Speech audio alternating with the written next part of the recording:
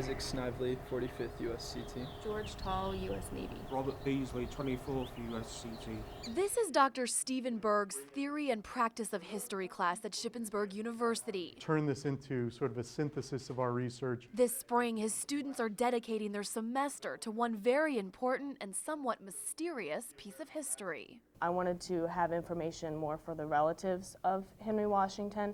David Ramsey, 3rd USCT. By taking his regiment, I was able to find out, like, he did his training at Camp William Penn. They're researching a list of 50 African American soldiers who served in the Civil War once they were allowed to. It was only in 1863 that African American units began to form.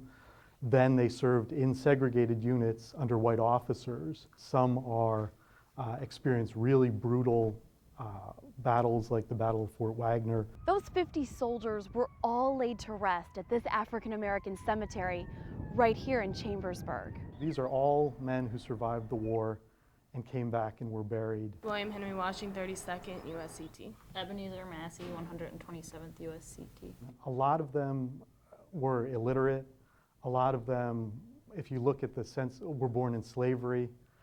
So for a lot of these men, many of the facts about their lives were never recorded. But for some, there are a few things on record, and these students are finding them. I found a lot of census records. I found the plaque number there. I also went down to the National Archives and got the widow's pension file. He has Mary Ramsey and Eliza Diggs. There's 2 widows that are claiming for his pension file. So I'm still trying to figure out who's the real Mrs. Ramsey. And while many questions may never be answered, this class says they hope their project will serve as a reminder of what these men achieved. To actually get to be the historian instead of, just hearing about what it's like.